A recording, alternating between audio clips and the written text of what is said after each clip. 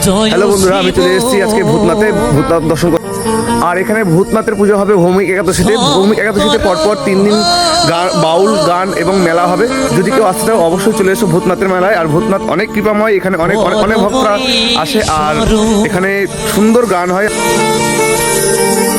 আর এখানে রয়েছে ব্রহ্মবিষ্ণু মহাশয়ের 3টি ধাম।